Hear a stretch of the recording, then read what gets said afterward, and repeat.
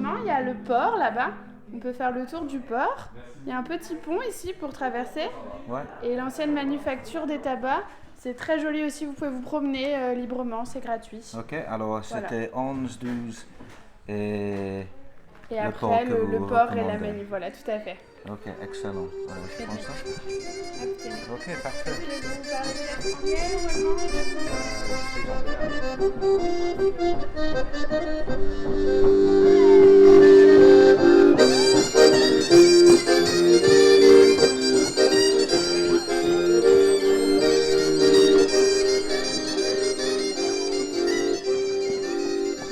Welcome to episode 56 of the Cycling Europe podcast. My name is Andrew Sykes and welcome to Morlaix in Brittany. It's Monday the 25th of July 2022 and I'm about to set off along the EuroVelo one, also known locally as the Vélodyssée, south in the direction, well, eventually, hopefully, of Bordeaux.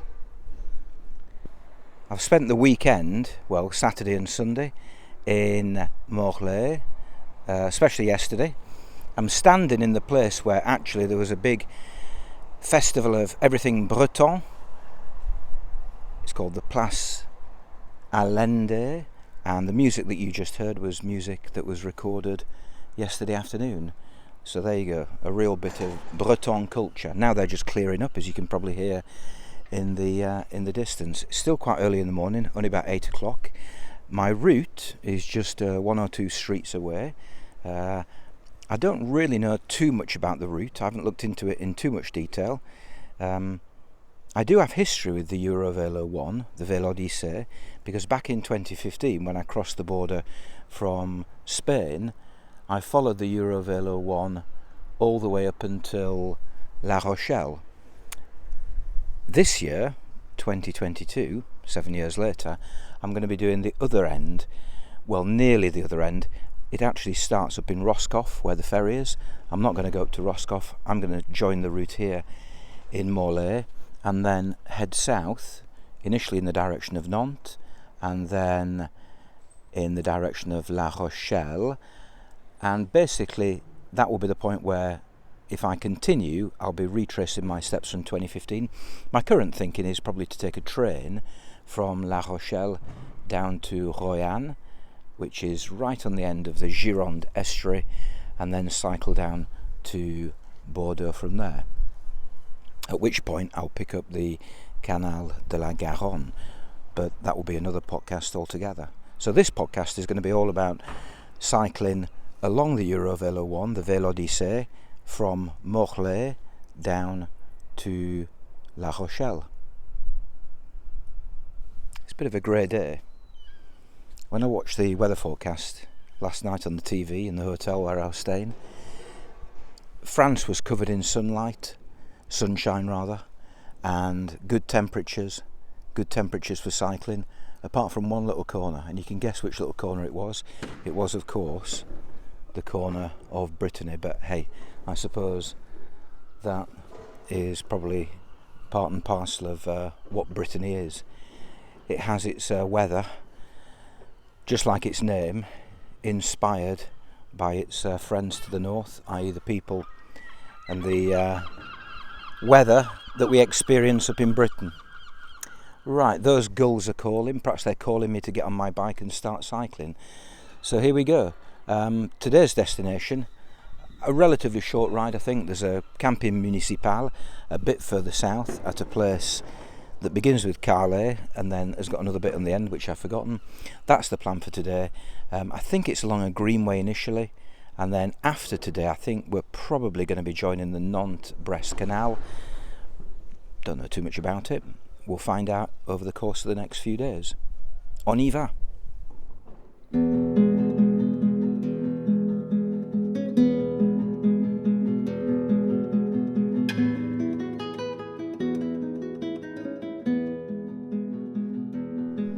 About an hour into today's ride along the disused railway line. It's quite quiet, in fact it's very quiet. One cyclist has just passed me and a few joggers early in the morning, but I've paused at a place called, if I can get the pronunciation right, plus Gonvin, plus Royan. And the reason I know why I'm here is because I'm standing in the disused railway station. Now, a lot of the disused railways, when it comes to a station, they've either been turned into a nice house, or they've been turned into a cafe, or a restaurant. Even seen some really good examples over the course of the last few weeks. This is not in that category. This is wonderfully decrepit, wonderfully run down, rusting. There's a main building just opposite me.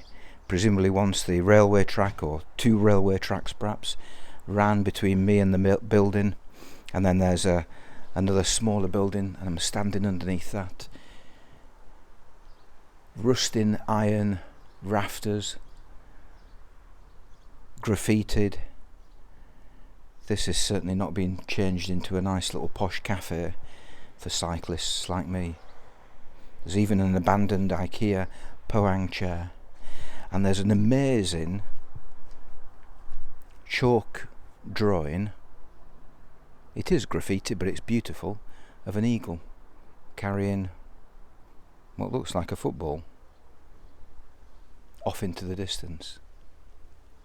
What a great little place. So if you fancy investing and creating your own little cycling cafe in Brittany, then get in contact with the local authorities in plus Gonvin, plus Royan, and they might be open to offers. Making a round. Ah, right, okay. We went by car to Brittany, put the car on somewhere near a campsite, Okay. and now we're cycling up through to Morlaix, and then go to along the coast, back to the east again, Okay. and then go down and back to the car. Okay. That's what we intend to do. That's a good. That's good only plan. 2 weeks to something like that, 2.5 So, weeks. where did you join the Vélodyssée? Just south of Flower Mill. Okay. And is it on? Because after here, from here to Morlaix, it's all railway track. Yeah. Yeah. Every single centimetre All right. Okay. is a railway track, Yeah. and it goes gradually up and Bit down. like this, yeah. But it's fine. Yeah. But from here, it's the Nantes-Brest Canal. Just had a little break in Carlet, where I arrived about 20 minutes ago. Went to the supermarket just to buy some lunch and some bread for tonight. Promptly got told off by the woman manning the self-checkouts that I couldn't put my bike inside, but by that time I'd already paid for my stuff. She did say in future, please don't put your bike there, and I did point out I was unlikely to come back to the Leclerc in Carlet in the future, not because it was a bad supermarket, but because, well, it seems unlikely. Anyway, I'm setting off again, and because I've just had a really nice conversation with a couple of Dutch people who were cycling in the opposite direction. They said they stayed on a campsite further south. I've forgotten the name of the town, but they recommended the campsite. It's about another 48 kilometres, so I'm going to double the amount of distance I'm going to do today. I was thinking of stopping in Calais, but it's not even 2 o'clock, so I've still got a good afternoon's worth of cycling ahead of me. And it will be all down the canal, the Nantes-Brest Canal, which I wasn't expecting to do until tomorrow. The other nice thing about that Dutch couple was that we bonded over our joint love of Koga bikes. Mine's a Koga signature. Hers was a Koga from 2017, she said, and his was a Koga Mayata, about 20 years old. It reminded me of back in the 70s when I was a kid, and my dad had a series of maxi cars, Austin Maxis, and whenever he saw one which was the same colour and same model as his, he would kind of wave at the person and they would wave back. Imagine if you did that now when you were driving a car. You waved at somebody because they were driving a Ford Escort or whatever, simply because it was the same colour. People would think you were mad. But it still happens with bikes, doesn't it? And there I was, chatting with these two all about the beauty of having a Koga bike. Anyway, thanks to their recommendation, my cycling day of an estimated 50 kilometres is now going to become a day of around about 100 kilometres.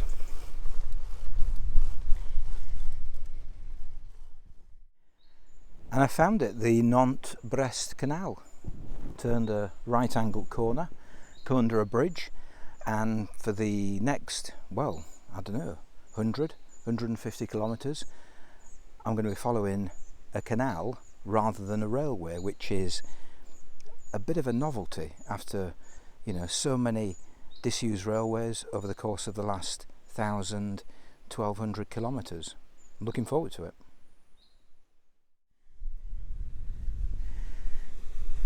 Been on the Nantes-Brest Canal for probably about 2 hours, perhaps even 3 hours, and I'm about halfway, just over halfway I think, to my final destination where there's a campsite, as recommended by that Dutch couple. Now, most of you will be familiar with canals, certainly if you live in Britain.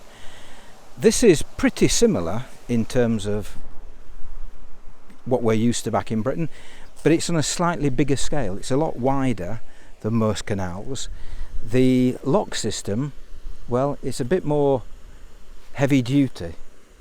The lock gates themselves, they tend to be made out of metal. They could be replacements, obviously, and very often there are double locks, which is not often the case back in Britain. All the locks are actually numbered, and there's a lockkeeper's cottage, and I'm standing outside lock number 155. It starts at number 1 in Nantes and then goes to whatever in Brest. Now, if you don't know much about canals, you need to listen to more or watch more documentaries on BBC4. There's always a summit, because the canal system has got to be fed by water, and at the summit you'll find reservoirs. And that, I think, is where I've reached on the Nantes-Brest Canal, because I'm actually looking over some larger expanses of water which presumably feed the canal heading off in both directions down to Nantes and down to Brest, which actually makes sense because I just feel as though I've been climbing ever since joining the canal back in Morlaix. And bearing in mind I'm now at the summit, then in theory everything now between here and Nantes, well, it should be downhill, shouldn't it? Freewheeling all the way. That's how it works, no?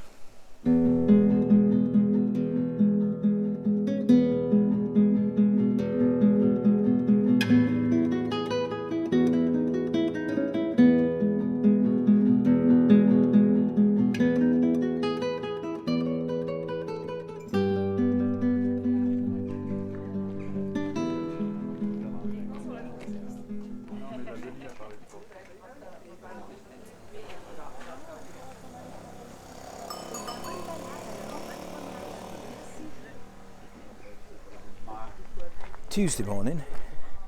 I have to say Tuesday is one of my favourite days in France because everything reopens after Sunday and Monday, so it's a bit of a relief that you can actually do things and buy things. But anyway, I'm just wheeling the bike down the side of the canal from the campsite at Guarec, where I stayed last night, and Tim Sanders, who's my official, I don't know, campsite advisor on this trip, he had been here himself more than once, I think, in the past, and he messaged me this morning saying, have you met Jeff? I said, well, who's Jeff? Anyway, he said he was the English chap who used to run the site, and there was a chap turned up in a car this morning while I was eating the breakfast that they put on at the campsite, €4, very good value, eat what you like.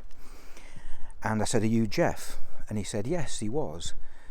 And I had a really nice chat with Jeff, and he was explaining to me that he'd lived in France for 32 years.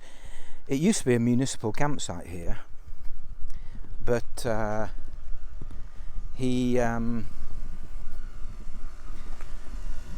Jeff,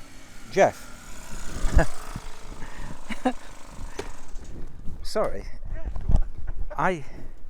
sorry to interrupt you. I make a podcast called the Cycling Europe Podcast. Oh, right, go ahead. And I'm just recording basically my what I've just said, or what you said in your conversation with me a few minutes ago. Oh, right, okay.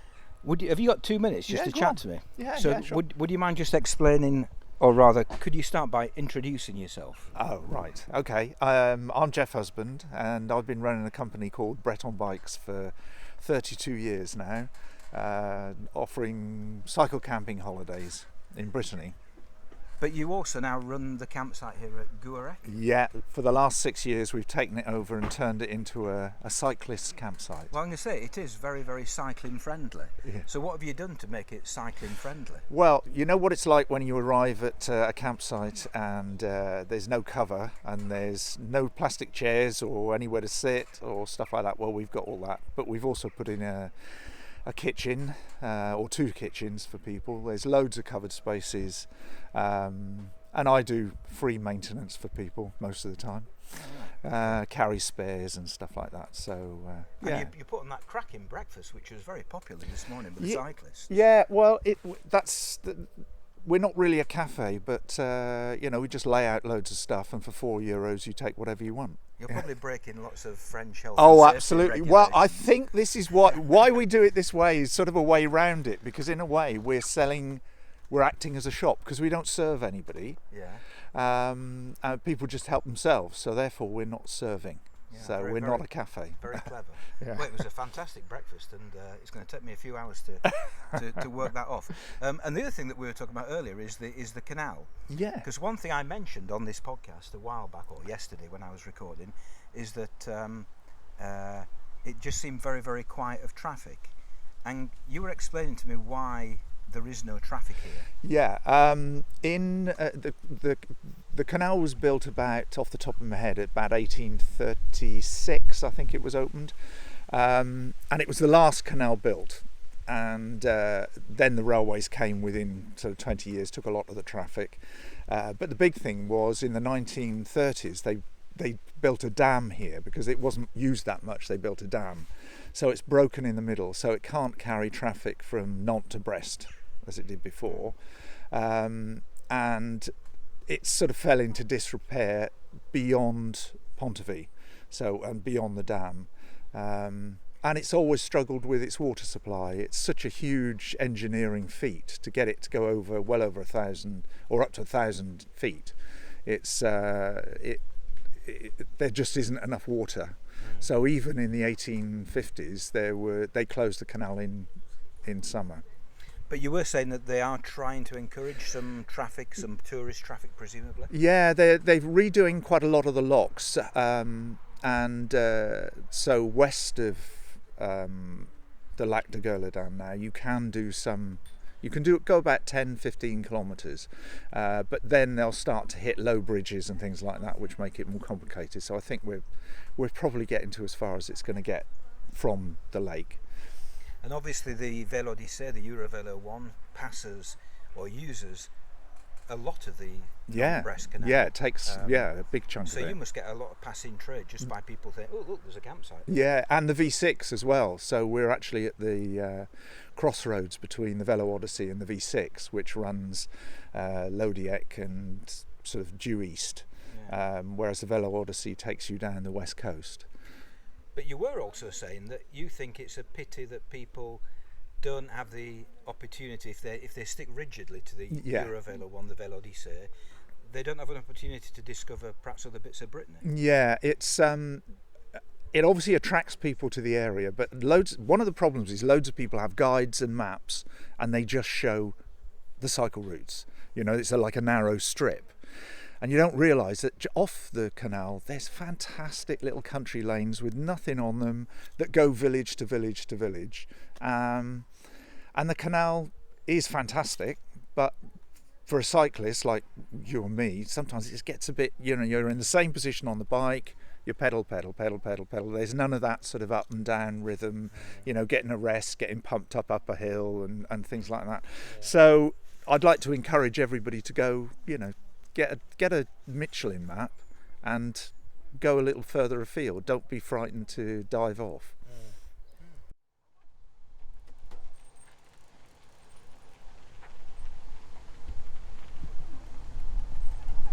Monsieur, pardon. Je suis pas avec eux. Ah d'accord, ok. Oui.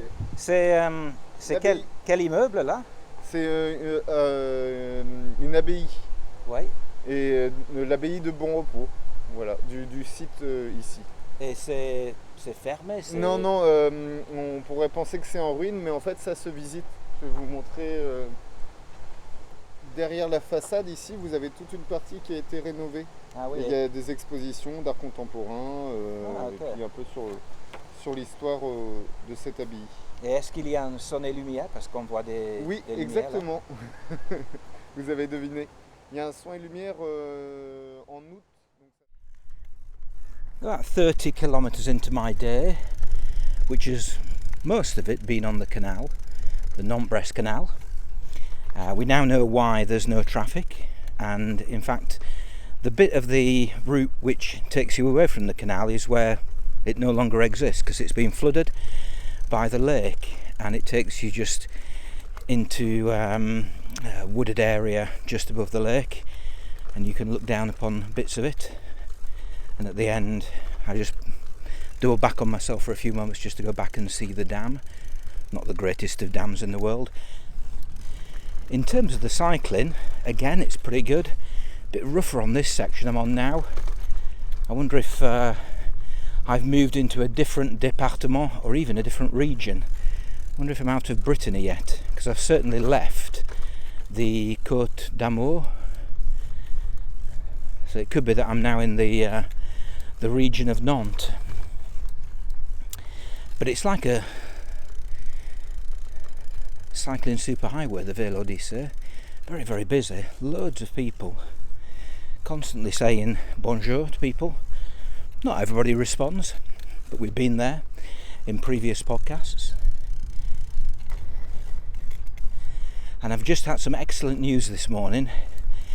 Got an email from Laura of the Cycle Touring Festival, and she's announced that there's going to be a gathering smaller than the previous in-person events, but back in Clitheroe in October, and she's asked me to speak, which is fantastic, because I'll be talking about this particular trip all around France, and indeed Switzerland if I get there, and Germany and the Rhine, and then back to the Netherlands.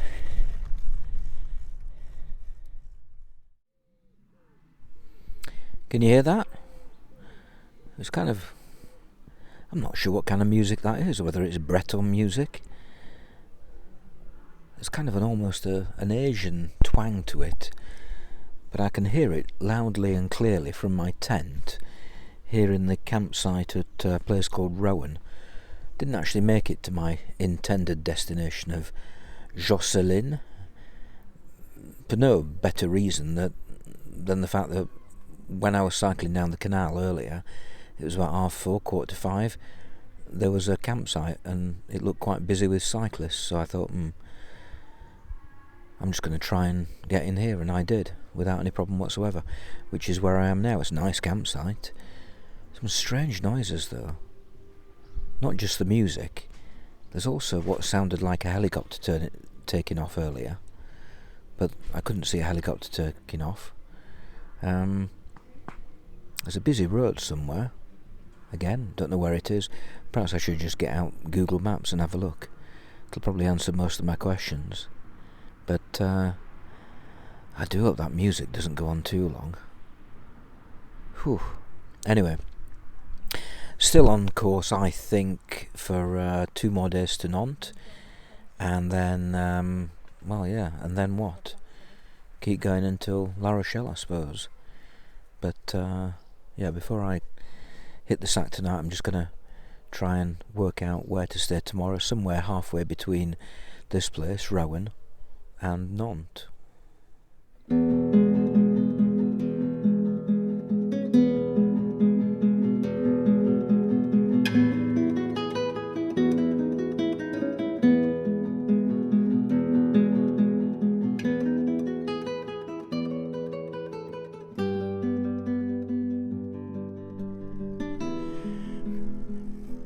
Just leaving Rowan. It's about 8:30 in the morning now, and I think I was the first out of the campsite.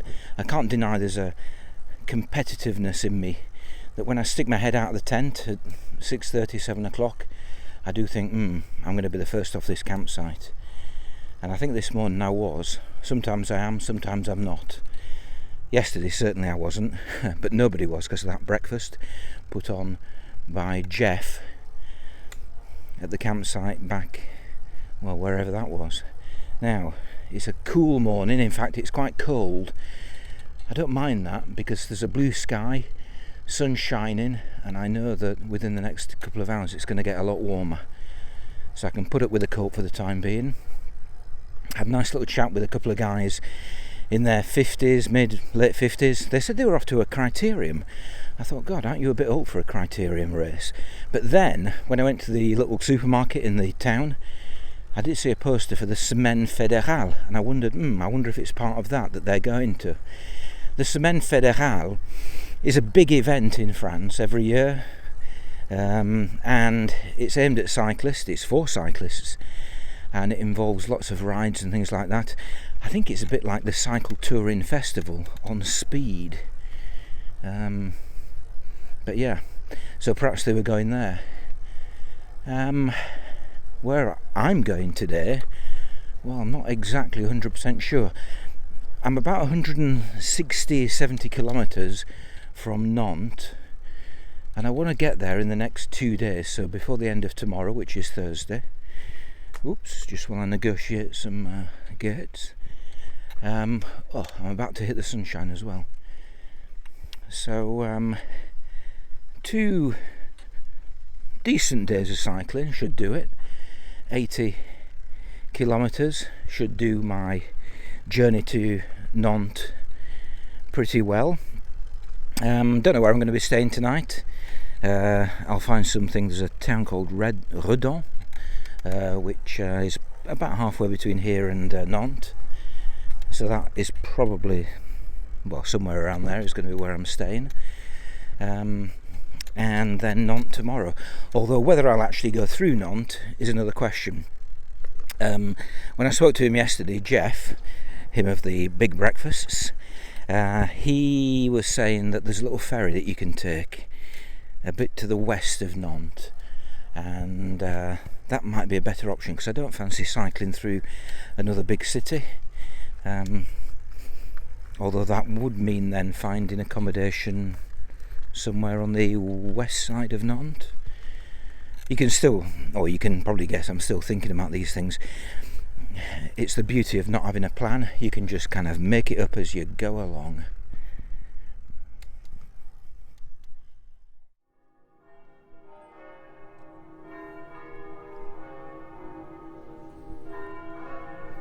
Just stumbled across the town of Josselin. This is where I was supposed to stay last night. Just cycled past the campsite next to the canal. What a beautiful place. It announces itself on a sign just outside town as Petite Cité de Caractère, and God, it's got that in abundance, and it's beautiful. Timber framed houses, medieval, lots of red and yellow bunting all around the streets. It's just picture perfect. And there's a castle, the chateau. Reading from my rough guide, it says that the 3 Rapunzel towers of the Chateau Josselin are the most impressive sight along the Nantes-Brest Canal. Well, I'll certainly agree with that. However, they turn out to be no more than a facade, the original buildings having been torn down in the 17th century.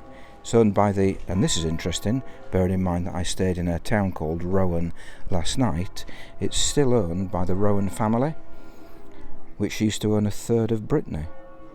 So there you go. A connection between where I did stay last night and where I should have stayed.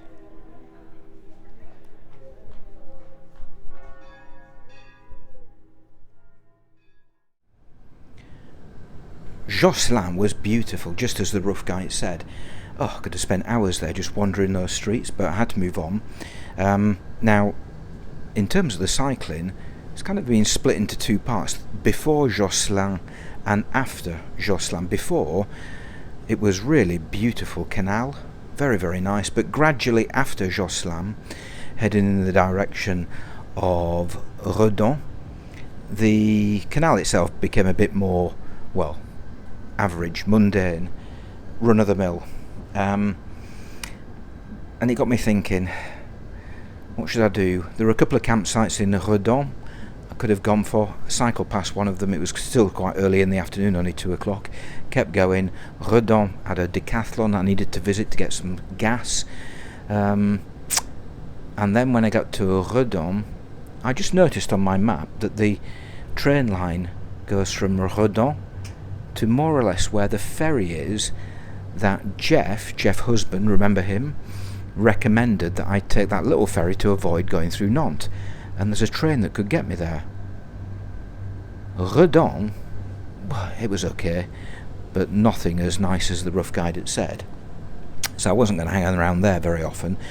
But I did check the train, and there was a train with a connection in a place called Saint-Nazaire to get me to a place called Couéron, which is where the ferry is, to take me across the Loire.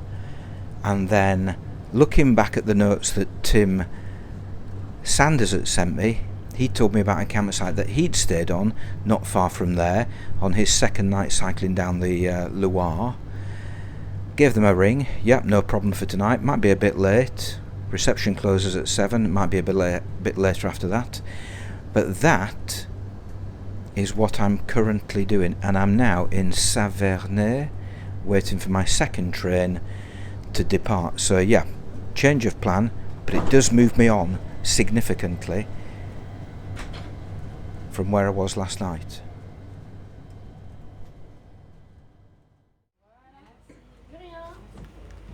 Bonjour. Bonjour, je viens d'arriver. J'avais téléphoné tout à l'heure pour poser la question si c'était possible de rester ce soir, et vous avez dit que ce n'était pas nécessaire de réserver. Ok. Alors, je suis ici. Oh. D'accord. Est-ce que je peux avoir... vous avez une carte d'identité ?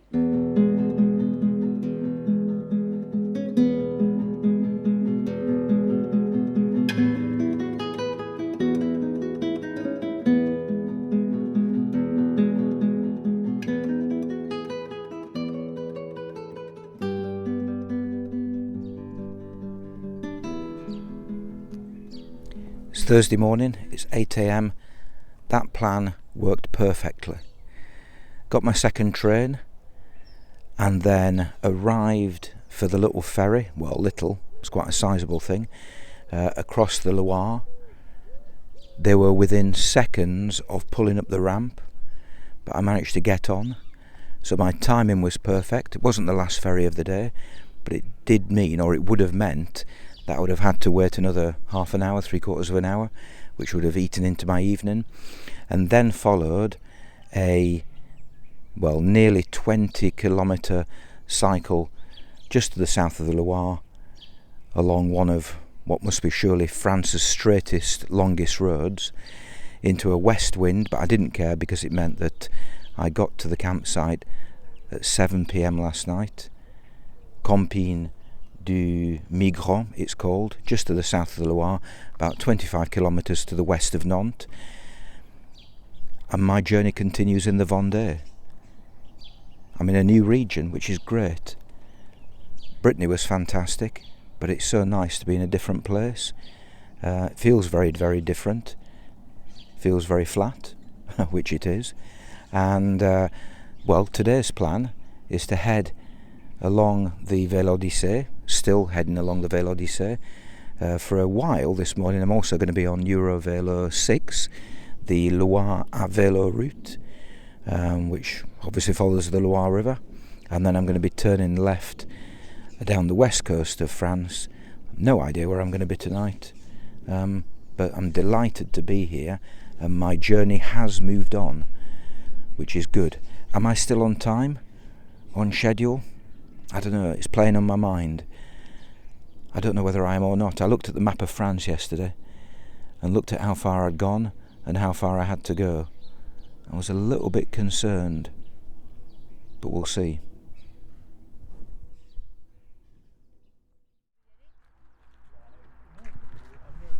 travelling along the coast? We finished. Right. We've travelled down the Loire. Oh right, okay. So we started the ride in Orléans. Yeah.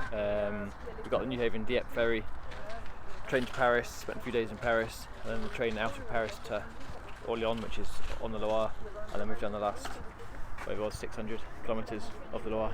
So how long has it taken you to get down the Loire? 2 weeks for the boys and us. So yeah, we're doing sort of. And have you been 40, camping all the way? Yeah, camping all the way. Yeah. So sort of 40, 50 kilometres a day. When we find somewhere nice, we've stayed a couple of days and just done a bit of sightseeing and going to a few places, a few rest days, and then a couple of days here. And now we're getting the train from Saint-Nazaire up to Saint-Malo, a couple of days in Saint-Malo, and then we're getting the ferry to Jersey, a few days on Jersey, and then back to Poole. Okay. And that's the plan. That's our sort of summer holiday, circular trip for 6 weeks. If you've got 480,000 square metres of concrete hanging around and you don't know what to do with it, then perhaps you should come to the submarine base here in Saint-Nazaire. It was built by the Nazis in 1941 to protect their U-boats, and basically it's still standing. The French haven't managed to destroy it, and they've now changed it into a visitor attraction where you can visit a 1950s submarine. You can have a cruise ship experience. I think there's an eco museum somewhere. I'm just wandering around the great big hangars, is that the right word? I'm not sure. Docks, I suppose, covered on the left and the right with thick concrete, and obviously from above by thick concrete. You can see the reinforcement of the concrete where the outer layer of concrete has fallen off, and you can see the metal bars reinforcing the structure. It's like something you might find in a James Bond movie at the end. In fact, it wouldn't surprise me if a few films have been filmed here in the past. There's very little to tell you about the building though. I've been wandering around now for a good 20-25 minutes, and I've yet to discover anything that actually tells me about the history of the building itself.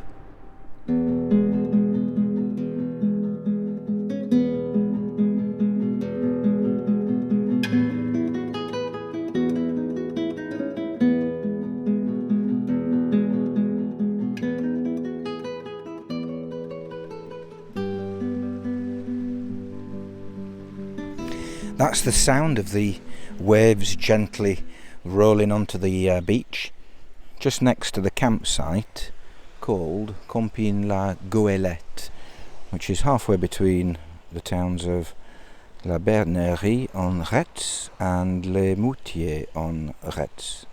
So that's where I spent last night. Another last minute find in terms of campsites.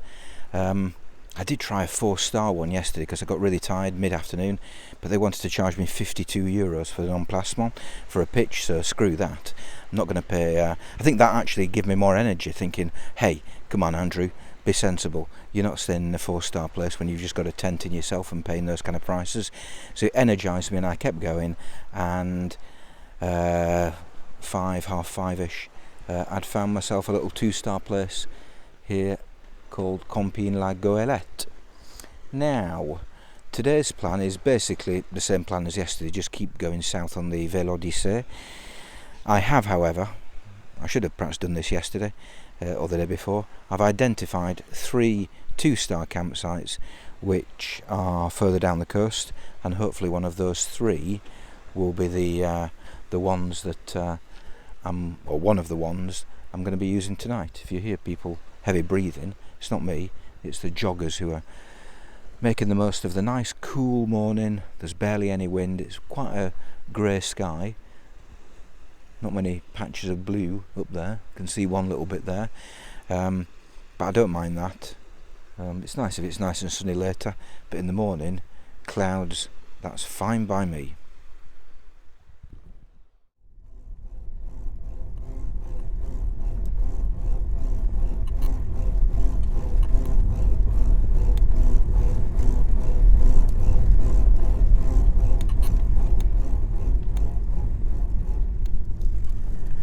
compared to yesterday, to say it's only 10 o'clock already, there's quite a few people out on their bikes cycle touring yesterday.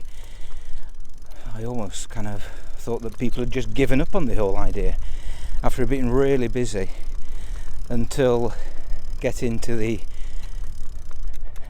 shuttle bus over the Saint-Nazaire bridge. After that it was really quiet, but this morning it's really busy again. Well, busy, it's a comparative term, isn't it? There have been quite a few people out and about on their bikes cycle touring,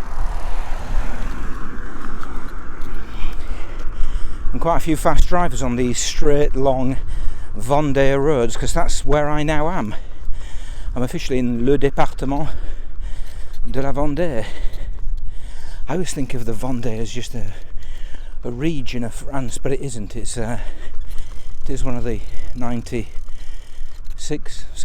départements. Bonjour. Bonjour. Est-ce que vous avez des cartes pour des véloroutes en Vendée?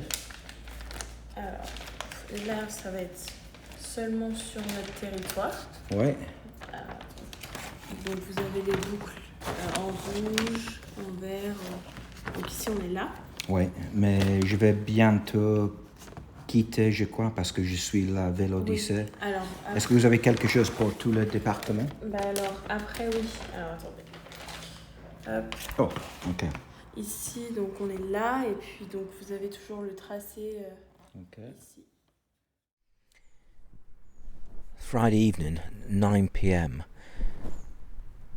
Today's cycle was just predominantly flat, in two halves really. The first half this morning, mainly in quite rural agricultural areas next to the sea, so a mixture of farms, but also lots of oyster farms, oyster businesses. That was fairly obvious. And then this afternoon, as I moved further south, hit the tourist areas of Les Sables, not Les Sables d'Olonne, that's coming up, Saint-Jean-de-Mont, sorry, and the place where I am now, if I remember, which is called Saint-Gilles-Croix-de-Vie. They're very complicated names down here, very long-winded, very hyphenated. Anyway, I think I got that right.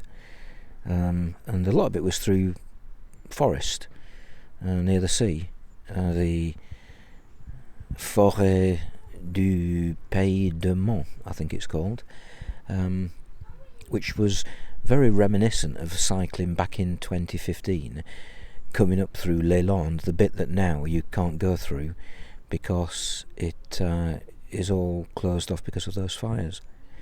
Right, now looking ahead, just been looking at the map, looking at distances. It's 120 kilometres or thereabouts to La Rochelle. I reckon I can probably do that in one day. I can definitely do that in one day. I've done it. I've done plenty of 120 kilometres in one day. I've done far more than 120 kilometres. That cycle to Barcelona, or from Barcelona, or rather just south of Barcelona to Valencia back in 2013. That's 9 years ago, but even so, that was 240 kilometres, ridiculous. And it's going to be predominantly flat. The wind is going to be from the northwest. It is going to be a nice day for cycling. I reckon everything points in the direction of me being with a good chance of getting to La Rochelle tomorrow. There's a municipal site bang in the centre as well. And then, on Sunday, catch the train to Royan, one of my planned trains, because that's a bit that I cycled back in 2015, so I don't really want to do it again, along the coast from La Rochelle to Royan, although I did it in the other direction back in 2015. And then cycle some of the way to Bordeaux on Sunday, once the train arrives. Sunday trains in France, that could be an issue. Anyway, skipping over that, and then cycle the rest of the distance to Bordeaux on Monday. So I could be in Bordeaux by Monday evening, and I'll probably take a day off there, perhaps 2 nights in a hotel. That is the plan. Bordeaux is actually, in my mind, I'm not sure whether it's halfway or not, but it feels like a big point. I know the odometer on the bike has clicked over to, or it will click over tomorrow to 2,000 kilometres. That's not exactly the distance cycled in terms of point to point, because it measures everything, whether I, the trundle down to the shops that I did tonight, for example, down to Oldie, a couple of kilometres, so it includes things like that. But we're approaching the halfway mark in terms of distance, time. So yeah, Bordeaux is an important point. So that's the current plan. Bordeaux by Monday.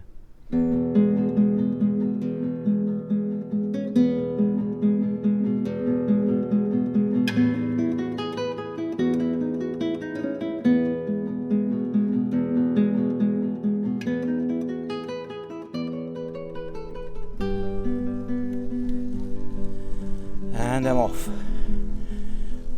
It's just past 7:30 in the morning. Beautiful morning. The sun is low in the sky, mist hanging on the fields and above the little stream I've just passed. Only a few people out. It's just past 7:30, walking their dogs, a couple of joggers, and me on a mission to get to La Rochelle before the end of the day. 120 kilometres, probably more than that. We'll see when I get there. First objective, 30 kilometres away, is Les Sables d'Olonne. I think I'll pause for breakfast there. I'll have earned it if I get there before 9:30.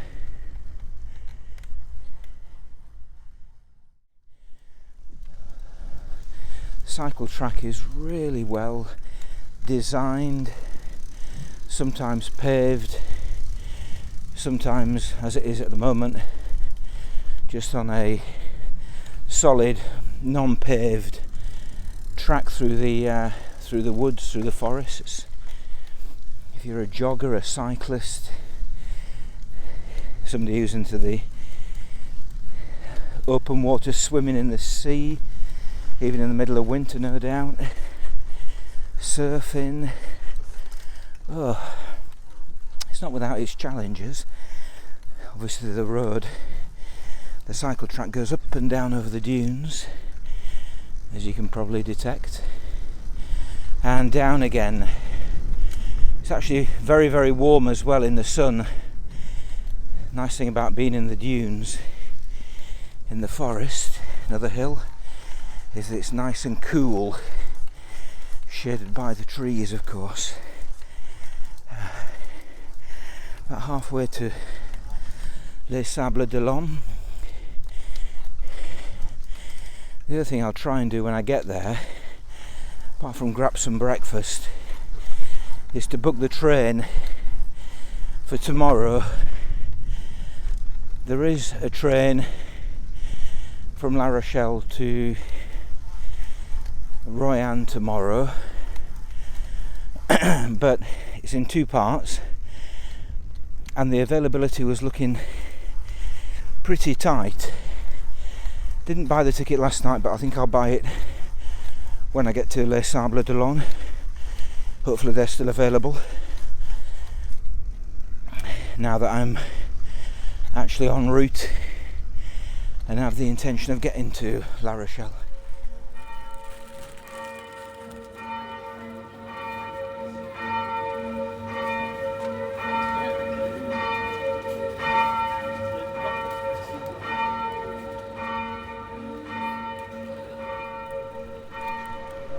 So far the plan is working. It's 9:30. I've arrived in Les Sables d'Olonne and I've had my breakfast, and now I've just booked my train for tomorrow morning. It's an early train. The one I was hoping to get on has been fully booked, so I've had to get on the early one, 9:43. So an early start tomorrow as well when I get to La Rochelle, but it does mean that I've got to get to La Rochelle today, so no questions about it. The mission is now on to get to La Rochelle. It's about another, well, I don't know, 90, 100 kilometres, so I should be able to do it no problem. And it's a great day for cycling in the sun. So let's get on with it. I'm within 20 kilometres now of La Rochelle, and I have to say I'm cycling, or I was just then until it improved markedly, on one of the worst road surfaces I've experienced for some time. Oh, terrible, constantly up and down, up and down, up and down. Not very nice at all. Now this section that I'm cycling upon now is very straight and very long, and it's also next to a canal. Bonjour! Which brings back memories of earlier in the week. It's also La Vélo Français. Now I was last in La Rochelle in 2015, and I was one of the first people ever to cycle on a part of La Vélo Français, because I went to the tourist office, asked them for some brochures. I knew about its existence and they were hot off the press. It hadn't actually officially opened. I can't remember cycling down a canal though, albeit in the opposite direction, upon leaving La Rochelle. I'll look back when I get home and see if I did on the GPS track.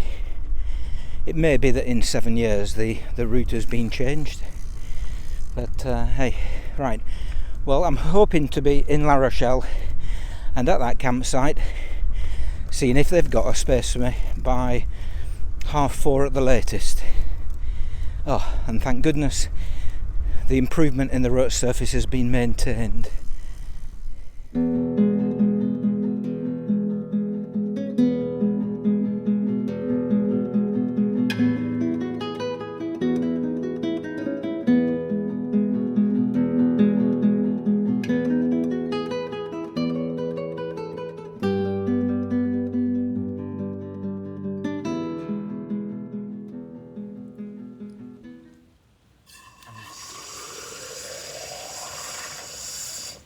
I'm thinking I'm going to go across the Pyrenees to probably Girona, and then I've got some friends in Contignac in Provence, so I might head up and see them, and then whether I continue it or whether I get a train back up to Cherbourg or somewhere. Have you got a deadline? Only the 90As that Europe allow you nowadays. Right. So, well, I mean, I'd already been over to Europe, so by the time I get to Santander, I'll have 70 days left. Yeah. So, 2 months.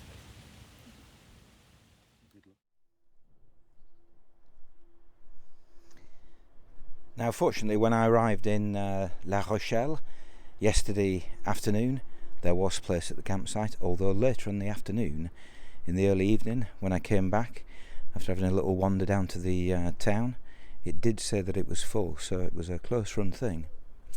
Now, that conversation you just heard, very quiet, because it was about 6:45 this morning, and he was a chap who I'd talked to last night on the campsite in La Rochelle.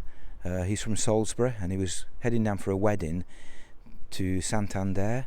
He'd cycled all the way down. He was doing some quite long distances, but he was on part of a longer trip, and he, a bit similar to me, he wasn't exactly sure where he would be at a particular time, but it was interesting chatting to him. Very, very busy campsite, loads of cyclists there, quite noisy late into the evening with some interesting sounds during the middle of the night, put it that way. Anyway, I woke up, stopped making the effort to go to sleep, looked at the time. It was 6:20, and I jumped out of the tent, got myself packed up, because I knew that at 7:53 I had to be at La Rochelle station to get my train down to Royan, because this is the next section where I'm going to be taking a train. And indeed I have taken one of the 2 trains that I need to take today. That one was from La Rochelle to where I'm standing now, Niort, and then in a few minutes I'm going to be taking the train from Niort down to Royan. It's a longer train, and I should be there just before 11 o'clock. I had a really interesting chat with a woman called Françoise on the previous train. Now, I've taken, I think that was the 5th or the 6th train that I've taken, these TER trains, and they are great for using with your bike, but the guy who was the conductor was a bit of a jobsworth, and he insisted that we both hang our bikes up. She had panniers on her bike, so did I. She did a better job of complaining than I did, but I got talking to her, and she has travelled, well, she's been travelling on her bike since the late 1990s. She's been loads of places. She's been to Quebec, she's been around the Baltic, she's been through Ukraine and Russia, she's been up to to Norway. A really, really interesting chat with her in French. Didn't record any of it, wouldn't have been appropriate, but a really interesting woman. Must have been perhaps mid-late 60s, still at it, still got plans for the future. She was heading down to, or rather heading up in her case today, to the Loire to do a cycle along the Loire with a friend, and then she's got plans to head back down to Italy on her bike to be with her daughter. So really inspiring talk for a Sunday morning. Right, so I just now need to get on my second train, get down to Royan and start pedalling in the direction of Bordeaux. And I've arrived in Royan on the top of the Gironde estuary. Now, that is where this episode of the Cycling Europe podcast, episode number 56, part 5 of my Grand Tour of Europe, is going to come to an end. It's been a week or so of cycling along a varied range of paths, cycleways, starting off in the north, just south of Morlaix, on that railway track which turned into a canal, the Nantes-Brest Canal, and then short train journey brought me a bit further south, and I continued along the coast. That was probably the most spectacular bit, around places like the Sable d'Olonne. Very, very beautiful. Some beautiful rides down there, until I got to La Rochelle, and having already cycled the bit from La Rochelle to Royan, albeit in reverse, back in 2015, that's where I decided to take another train down to Royan, which is what I did this morning, and that's where my journey along the Vélodyssée finishes. Anybody wanting to continue along the Vélodyssée, and again, that's a bit I did back in 2015, would have trouble this year sticking to the route simply because of those fires that have been taking place in the area to the south of the Gironde. But anyway, that is where this podcast comes to an end. I'll be back for episode 57 of the Cycling Europe podcast, which will be part 6 of this Grand Tour of Europe series. Thank you for listening. If you want to get into contact with the Cycling Europe podcast, please do.